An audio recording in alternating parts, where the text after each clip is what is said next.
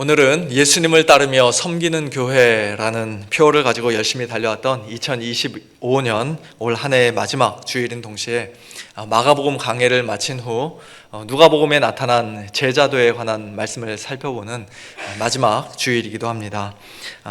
올 한 해 동안 매주일 예배 가운데 선포된 하나님의 말씀을 통해 우리 서문교회가 예수님을 조금이라도 더 잘 섬기고 따르는 교회로, 잘 따르며 섬기는 교회로 든든히 세워지고, 또 저와 여러분 모두가 조금이라도 더 성숙한 제자들로 변화되고 성장하는 그런 귀한 은혜가 있었기를 간절히 소원합니다.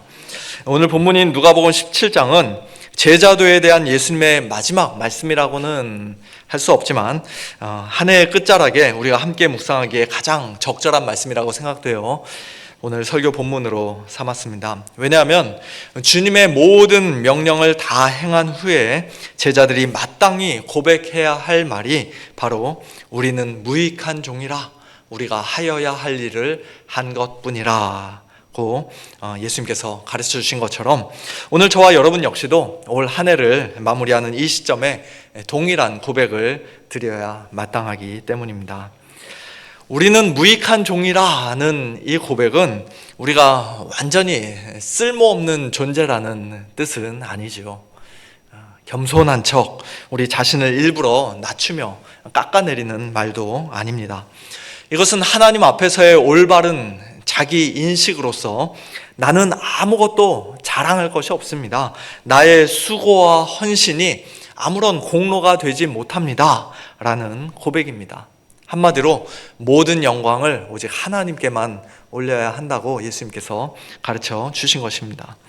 그런데 예수님은 이 말씀을 하시기 전에 제자들에게 제자도에 관한 몇 가지 중요한 교훈, 곧 성숙한 제자란 과연 어떤 사람인가에 대해 가르쳐 주셨는데요. 그 내용부터 먼저 살펴보도록 하겠습니다.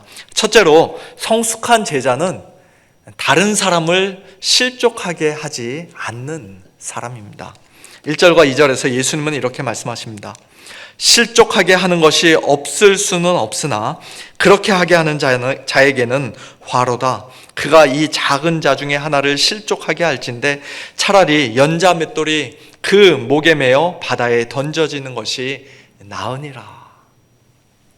실족하게 한다는 말은 다른 사람 앞에 걸림돌을 두어서 걸려 넘어지게 만든다는 뜻입니다. 그런데 예수님께서는 여기서 실족이라는 그 결과보다 오히려 실족하게 하는 자의 책임을 매우 엄중하게 경고하고 계십니다.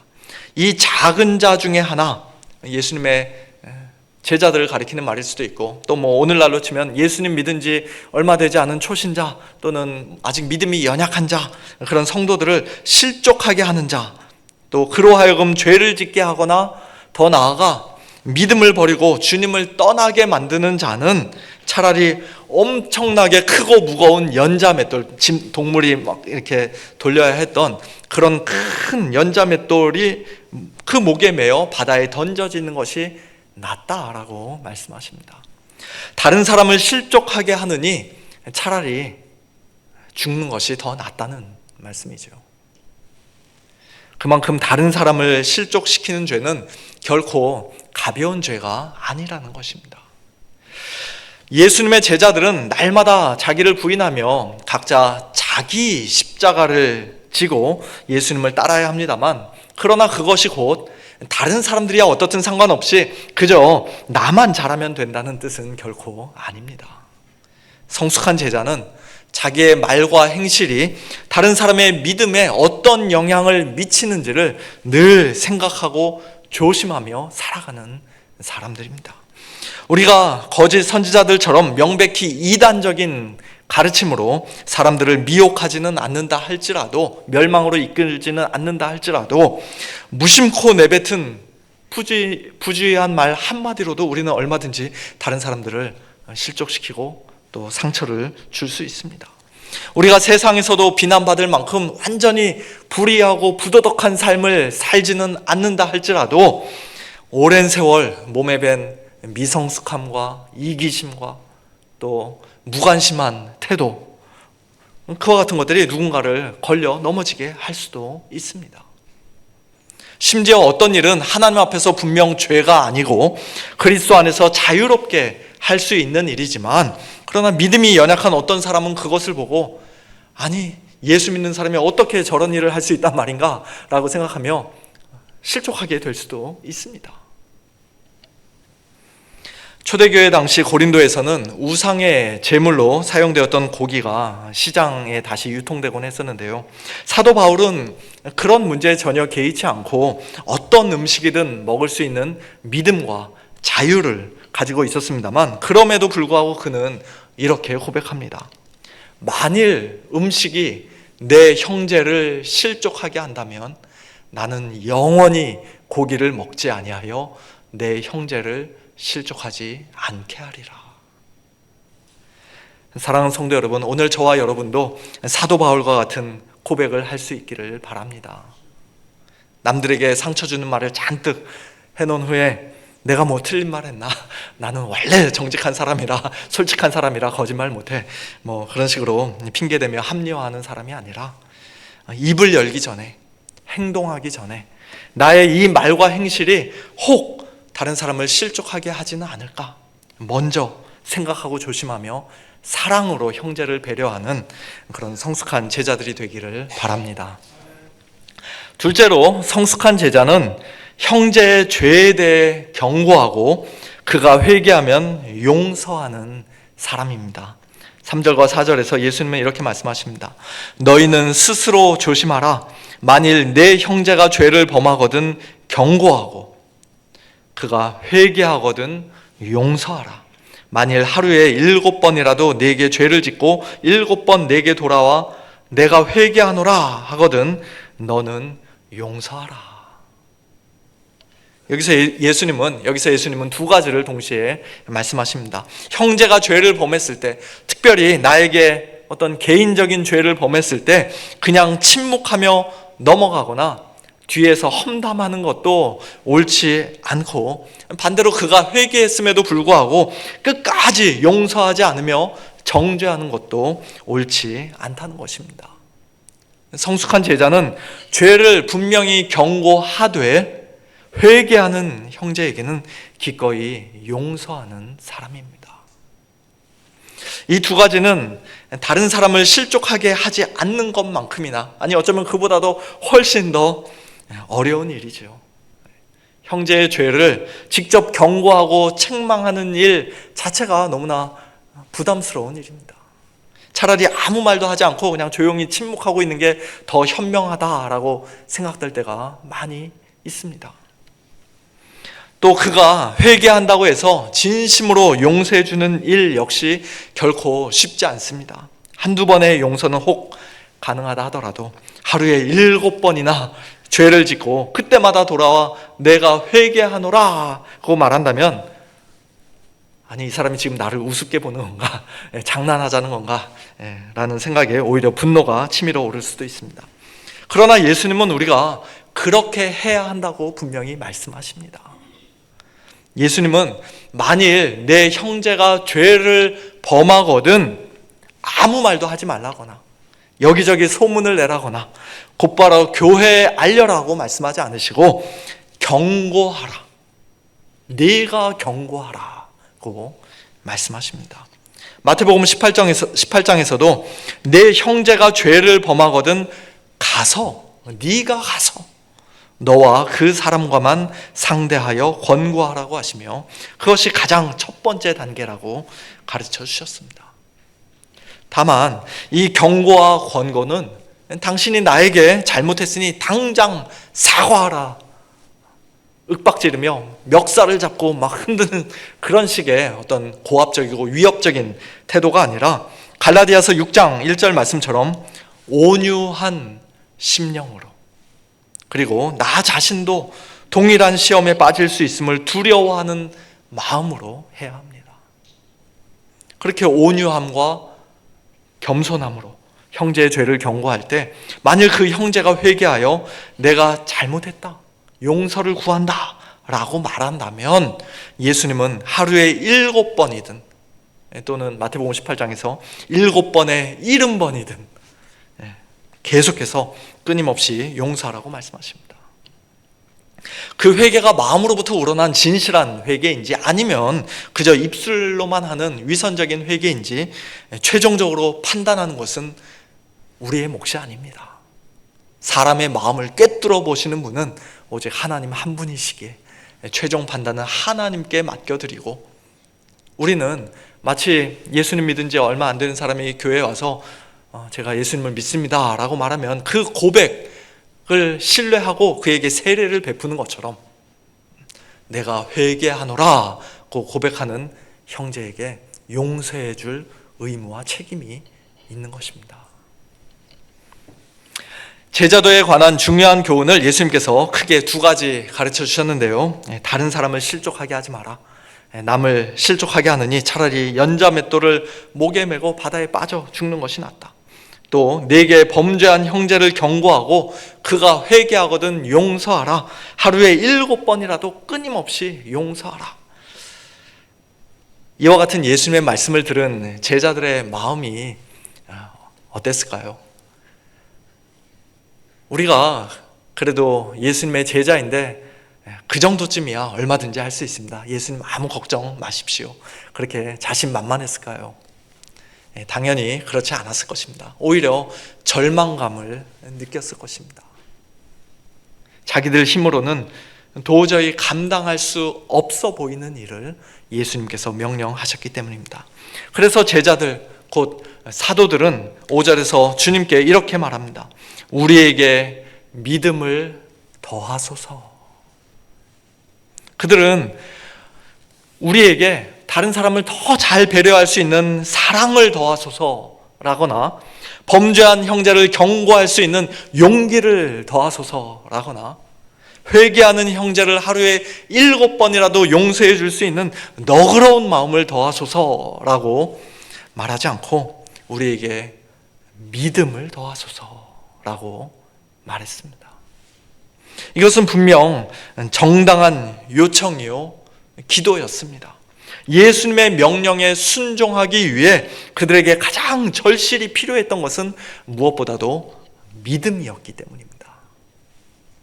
제자들은 자신들의 믿음이 아직 너무 부족하고 연약해서 주님의 명령을 온전히 다 순종할 수 없지만, 그러나 주님께서 믿음을 더해 주신다면, 더 크고 더 강한 믿음 주신다면 그때는 주님의 말씀을 제대로 순종할 수 있을 것이라고 생각했습니다. 그러나 예수님의 대답은 그들의 기대와는 달랐습니다. 예수님은 믿음의 양이나 크기나 세기가 중요한 것이 아니라, 그게 문제가 아니라 믿음의 질이 중요하다라고 말씀하십니다. 6절 말씀인데요. 너희에게 겨자씨 한 알만한 믿음이 있었더라면 이 뽕나무더러 뿌리가 뽑혀 바다에 심기어라 하였을 것이요 그것이 너희에게 순종하였으리라. 겨자씨 한 알만한 아주 작은 믿음일지라도 그 믿음이 하나님을 온전히 신뢰하는 참된 믿음이라면 뿌리가 깊기로 유명한 뽕나무를 통째로 뽑아 바다에 옮겨 심는 것과 같은 전혀 불가능한 일도 가능하게 된다는 말씀입니다. 다시 말해 다른 사람을 실족시키지 않고 범죄한 형제를 경고하며 회개하는 형제를 끊임없이 용서하는 그와 같이 도저히 불가능해 보이는 일들조차도 얼마든지 할 수 있게 된다는 말씀입니다. 내 안에 그냥 뽕나무처럼 꽉 박혀있는, 뿌리 깊이 박혀있는 이기심과 이 알량한 자존심과 이런 모든 고집이, 인간적인 생각, 그런 것들도 믿음으로 겨자씨 한 알만한 참된 믿음이 있다면 얼마든지 뽑아내고 주님 명령에 순종할 수 있게 된다는 것입니다. 그렇습니다. 중요한 것은 우리의 믿음이 얼마나 크고 대단한가가 아닙니다. 비록 겨자씨 한 알만큼 작고 연약한 믿음일지라도 그 믿음으로 우리가 붙잡고 신뢰하고 있는 하나님이 얼마나 크고 위대하신 분인가, 그것이 바로 핵심입니다. 주님의 명령에 순종할 수 있는 능력은 단 1%도 우리 자신에게 있지 않습니다. 그 능력은 우리의 믿음 그 자체에 있는 것도 아닙니다. 오직 우리 믿음의 대상이 되시는 하나님께서 전능하시고 신실하시며 선하신 분이시기에 빌립보서 4장 13절 말씀과 같이 우리 역시도 내게 능력 주시는 자 안에서 내가 모든 것을 할 수 있다라고 고백하는 것입니다.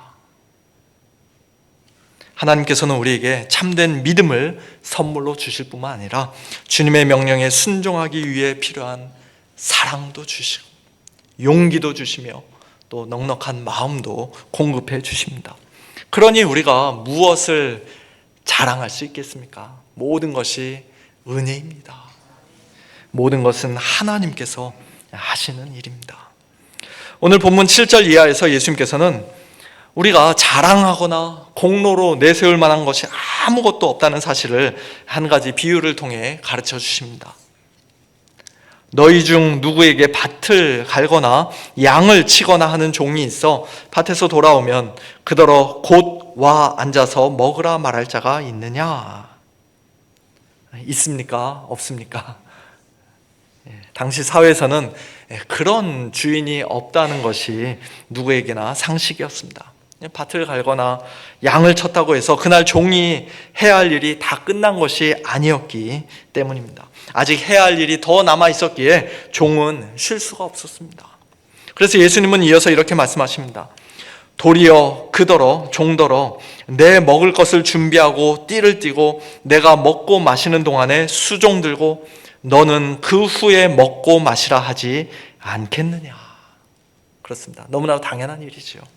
아무리 하루 종일 바깥에서 힘들게 일하고 돌아온 종이라 하더라도 집에 오면 주인의 식사를 준비해야 하고 주인이 식사를 마칠 때까지 곁에서 또 이것저것 섬겨야 합니다. 주인이 다 먹고 난 후에야 비로소 종은 자기 식사를 따로 준비해서 먹을 수 있었습니다. 예수님은 이어서 또 이렇게 질문하십니다.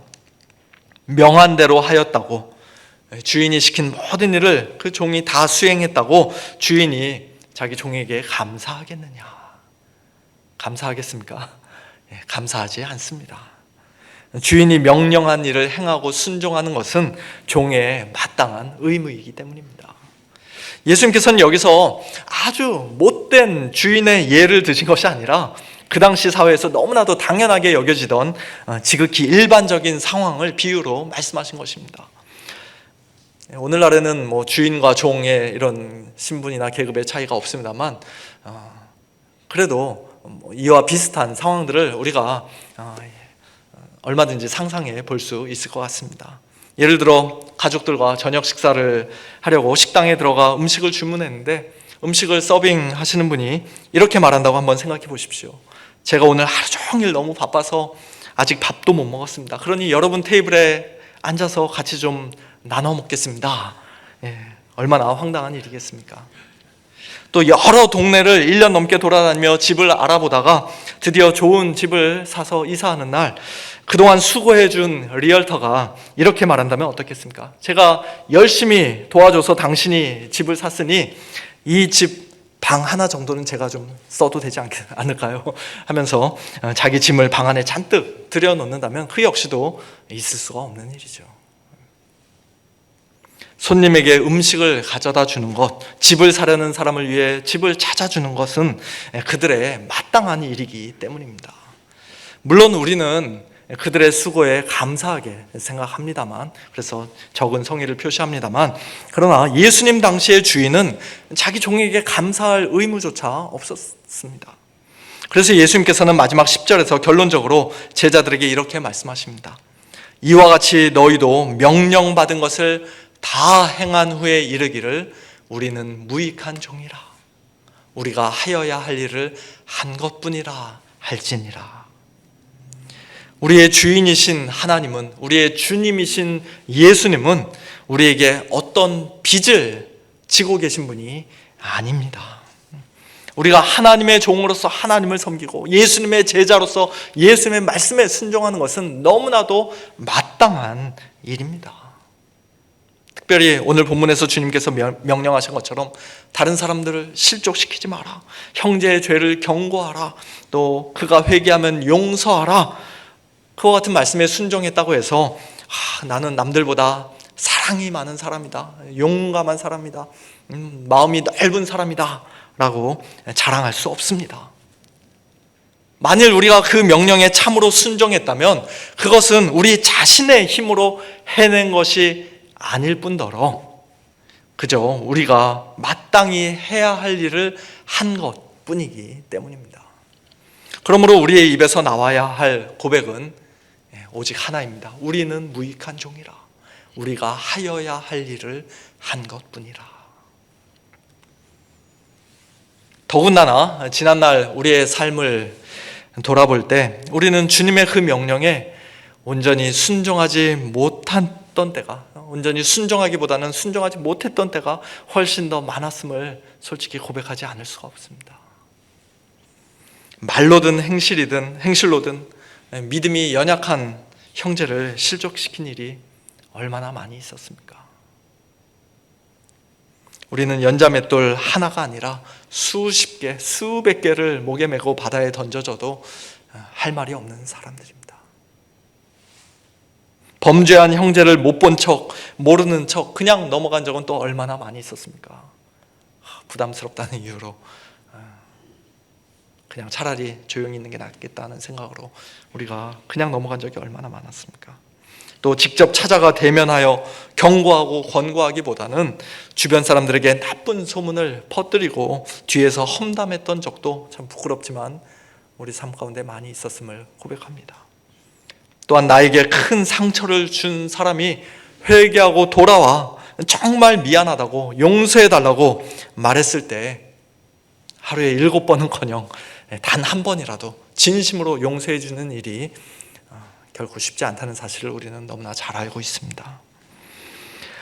예수님께서 말씀하신 비유 속의 종은 주인에게 명령받은 모든 일을 다 행한 후에 스스로를 가리켜 무익한 종이라고 고백했지만 우리는 제대로 다 행하지도 못한 채 이런저런 자랑만 늘어놓고 또 주인 앞에서 이것 달라 저것 달라 끊임없이 요구만 하고 있지는 않은지 오늘 우리 자신의 모습을 다시 한번 돌아보게 됩니다. 그럼에도 불구하고 사랑하는 성도 여러분, 우리에게는, 오늘 저와 여러분에게는 분명한 소망이 있습니다. 저와 여러분 같은 죄인들을 위하여 우리를 대신하여 예수님께서 친히 종의 자리에 내려오셔서 우리가 온전히 감당하지 못한 그 순종을 완전히 이루어 주셨기 때문입니다. 누가복음 22장에서 예수님은 제자들에게 이렇게 말씀하십니다. 앉아서 먹는 자가 크냐 섬기는 자가 크냐? 앉아서 먹는 자가 아니냐? 그러나 나는 섬기는 자로 너희 중에 있노라. 올 한 해 우리 교회의 주제 성구였던 마가복음 10장 45절도 동일한 진리를 선포합니다. 인자가 온 것은 섬김을 받으려 함이 아니라 도리어 섬기려 하고 자기 목숨을 많은 사람의 대속물로 주려 함이니라. 예수님은 원래 종이 아니십니다. 오히려 하나님의 아들이시요 만왕의 왕이시며 만주의 주이십니다. 근본 하나님의 본체이신 분이십니다.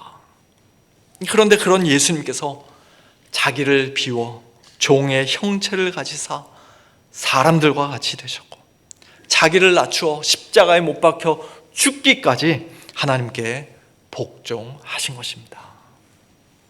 예수님은 단 한 사람도, 가장 작은 자 하나도 자신의 말과 행실로 실족시키지 않으셨음에도 불구하고 저와 여러분을 구원하시기 위해 마치 연자맷돌을 목에 메고 바다에 던져지는 것처럼 십자가 위에서 가장 크고 무서운 형벌을 받으셨습니다. 예수님은 또한 범죄한 형제의 죄, 곧 저와 여러분의 죄를 모른 척 넘어가지 않으시고 분명히 경고하셨으며 지금도 말씀과 성령을 통해 계속해서 경고하고 계십니다. 동시에 주님께로 돌이켜 회개하는 죄인들을 하루에 7번이라도 7번에 70번이라도 아니 끝없이 기쁘게 용서해 주셨고 바로 지금 이 순간에도 동일하게 용서해 주고 계십니다. 그처럼 우리 대신 종의 자리에서 하나님의 모든 뜻에 온전히 순종하신 예수님을 하나님께서는 지극히 높이셨고 모든 이름 위에 뛰어난 이름을 주셨습니다. 예수님은 결코 무익한 종이 아니라 우리의 구원을 완성하신 참된 종, 의의 종, 순종의 종이십니다.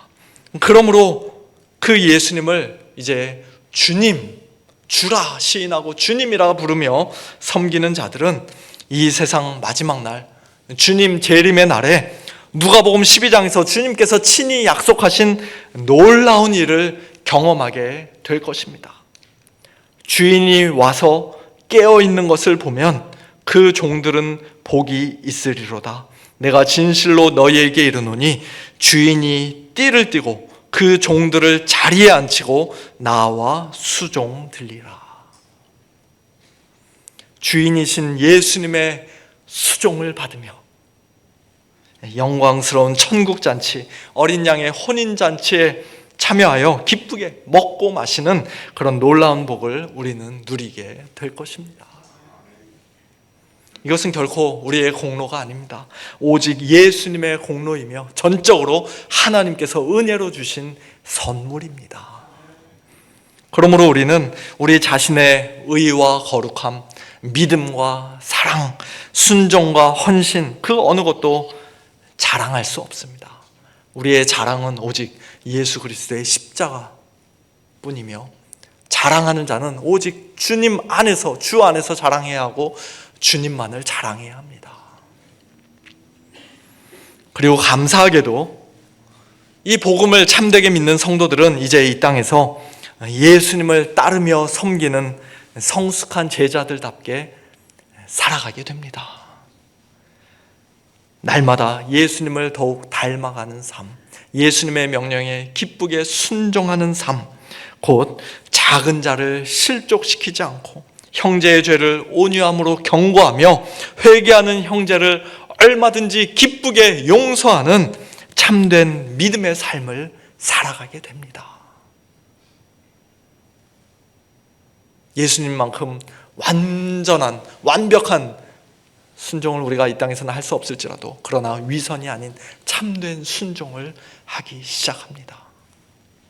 2025년 올 한 해 우리의 삶 가운데 그러한 열매가 맺혔다면 모든 영광을 오직 하나님께만 올려드리며, 우리가 한 것이 아니니까요, 하나님께서 은혜 주셔서 그 일을 할 수 있었기 때문에 모든 영광 하나님께만 올려드리며 이제 다가오는 2026년도에는 더욱더 믿음으로 주님을 굳게 붙잡고 또 주님의 명령에 더욱더 기쁨으로 순종하는 복된 저와 여러분 우리 모두가 될 수 있기를 예수님의 이름으로 축원합니다.